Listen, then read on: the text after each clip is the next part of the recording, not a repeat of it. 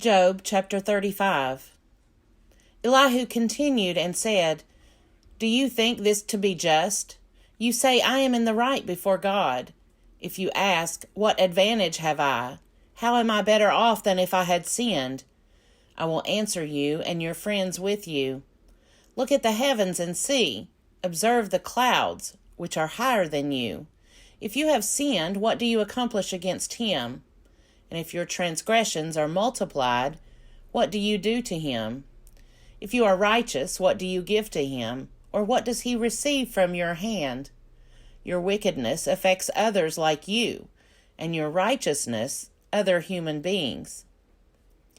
Because of the multitude of oppressions, people cry out. They call for help because of the arm of the mighty. But no one says, Where is God, my Maker, who gives strength in the night, who teaches us more than the animals of the earth, and makes us wiser than the birds of the air?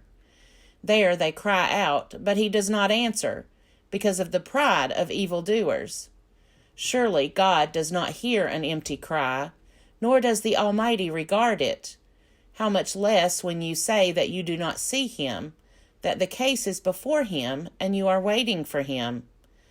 And now, because his anger does not punish, and he does not greatly heed transgression, Job opens his mouth in empty talk.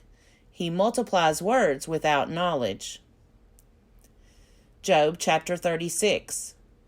Elihu continued and said, Bear with me a little, and I will show you, for I have yet something to say on God's behalf. I will bring my knowledge from far away, and ascribe righteousness to my Maker. For truly my words are not false. One who is perfect in knowledge is with you. Surely God is mighty, and does not despise any. He is mighty in strength of understanding. He does not keep the wicked alive, but gives the afflicted their right. He does not withdraw his eyes from the righteous, but with kings on the throne he sets them forever, and they are exalted. And if they are bound in fetters, and caught in the cords of affliction, then he declares to them their work and their transgressions, that they are behaving arrogantly. He opens their ears to instruction, and commands that they return from iniquity. If they listen and serve him, they complete their days in prosperity, and their years in pleasantness. But if they do not listen, they shall perish by the sword, and die without knowledge. The godless in heart cherish anger. They do not cry for help when he binds them.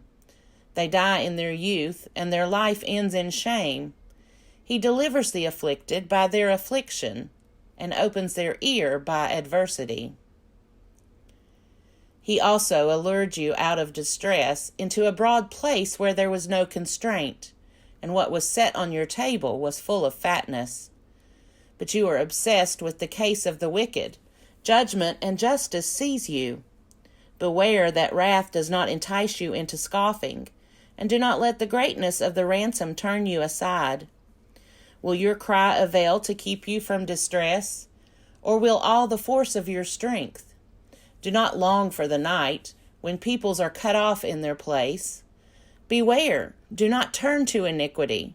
Because of that you have been tried by affliction. See, God is exalted in his power. Who is a teacher like him? Who has prescribed for him his way? Or who can say, You have done wrong? Remember to extol his work, of which mortals have sung. All people have looked on it. Everyone watches it from far away. Surely God is great, and we do not know him. The number of his years is unsearchable. For he draws up the drops of water. He distills his mist in rain, which the skies pour down and drop upon mortals abundantly. Can anyone understand the spreading of the clouds, the thunderings of his pavilion? See, he scatters his lightning around him and covers the roots of the sea.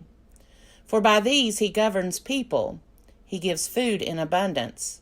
He covers his hands with the lightning and commands it to strike the mark. Its crashing tells about him. He is jealous with anger against iniquity.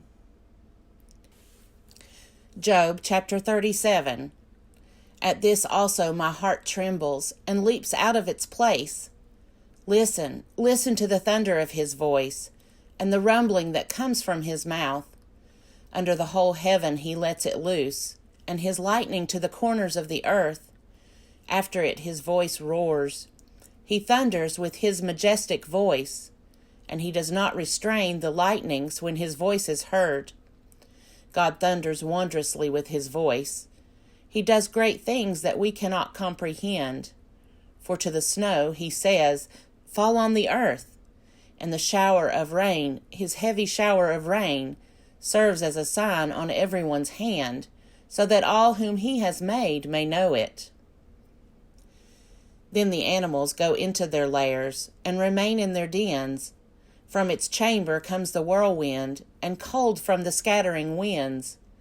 By the breath of God ice is given, and the broad waters are frozen fast. He loads the thick cloud with moisture. The clouds scatter his lightning. They turn round and round by his guidance, to accomplish all that he commands them, on the face of the habitable world.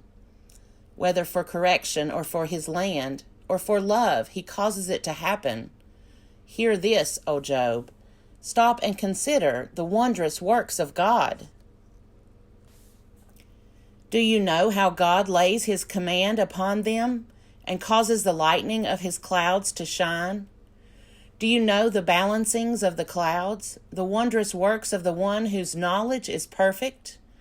You whose garments are hot when the earth is still because of the south wind. Can you, like him, spread out the skies, hard as a molten mirror? Teach us what we shall say to him. We cannot draw up our case because of darkness. Should he be told that I want to speak? Did anyone ever wish to be swallowed up? Now, no one can look on the light when it is bright in the skies, when the wind has passed and cleared them. Out of the north comes golden splendor.